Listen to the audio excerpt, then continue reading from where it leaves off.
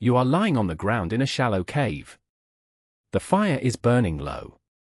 Your body is doing something it has never done before. And the women around you already know exactly what to do. For 300,000 years, this was how almost every human alive entered the world. No hospital. No epidural. No obstetrician on call. No sterile tools, no monitors, no emergency protocols. Just a group of experienced women, a fire, and knowledge passed down through generations so old it predates language itself. And yet here you are. Every single one of your ancestors made it through that moment. Every one. That is not luck. It is one of the most sophisticated survival systems your species ever developed. And almost none of it looked like what you probably imagine. Human childbirth is, by any biological standard, extraordinarily dangerous. More dangerous than the birth of almost any other mammal on the planet. The reason comes down to two pressures that evolved at the same time, in opposite directions. Your brain got bigger over the last 2 million years. Your pelvis stayed narrow enough to walk upright.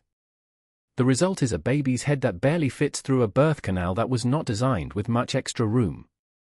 This is what biological anthropologist Wenda Trevathan calls the obstetrical dilemma. Trevathan spent decades studying the mechanics and evolutionary origins of human birth.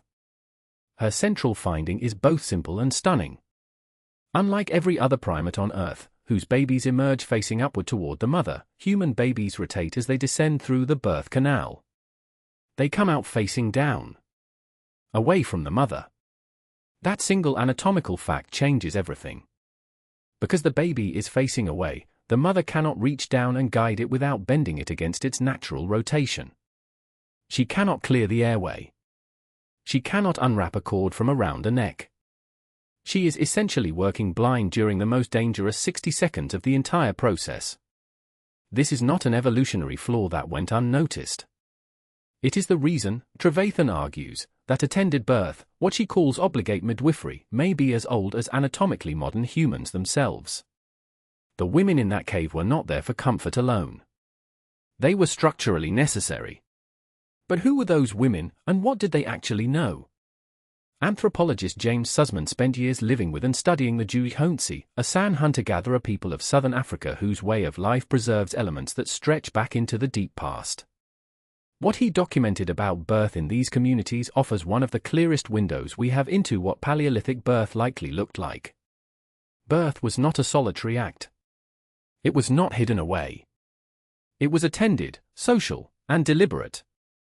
The knowledge of how to assist a birth was held by the group's experienced women and transmitted deliberately from older women to younger ones over years of careful observation.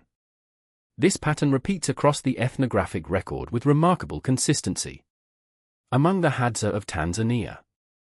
Among Aboriginal communities in Australia. Among traditional groups across the Amazon. Across nearly every traditional human community studied in the 20th century, the same structure appears. Birth was a communal, female-led event, presided over by women with accumulated, specialized knowledge. Now let's reconstruct what that actually looked like. Imagine it is somewhere between 40 and 60,000 years ago, on the edge of a seasonal camp in open savanna.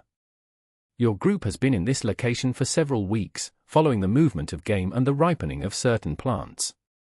The elder women in the group have been watching you for days. They read signs in your body, the way you moved, the way you carried weight, subtle changes in your face, that their own bodies remembered from their own experiences and from watching others. When the time comes, they do not leave you alone. The birth position in ancient and traditional births was rarely flat on the back.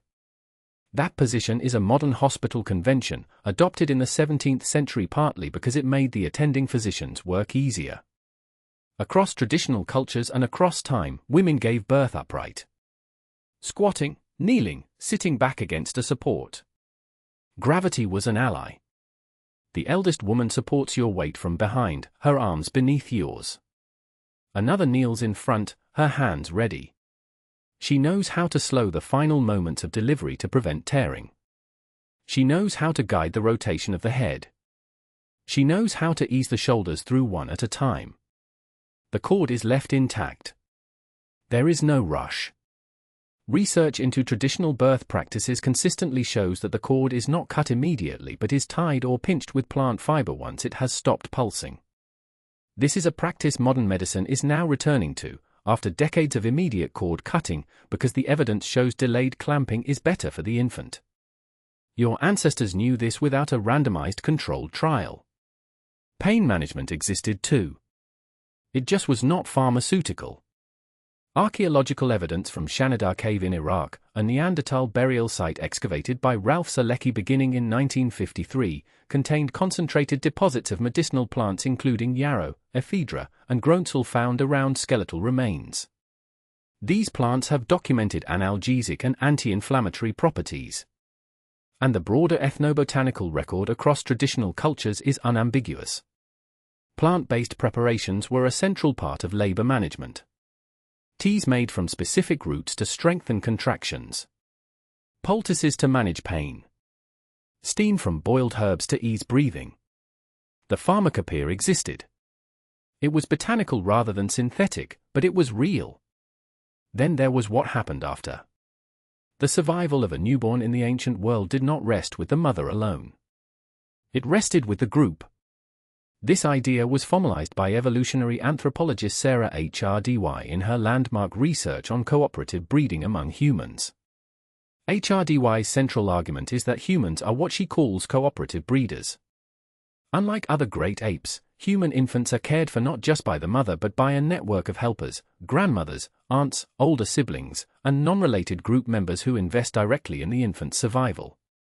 No other great ape can sustain that kind of infant helplessness for as long as humans can, because no other great ape has that social infrastructure. Human babies are born the most helpless of any primate and remain that way for years. That only works as a survival strategy if the entire group is invested. This brings us to what may be the most important figure in the room. The grandmother. Women live far past their own reproductive years. This is a biological trait essentially unique among primates.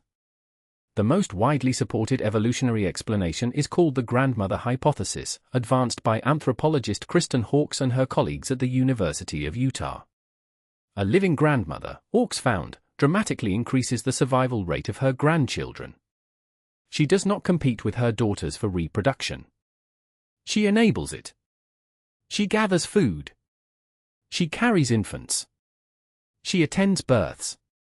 She transmits decades of knowledge at the exact moment when that knowledge is needed most. She has done this before. She knows what to do.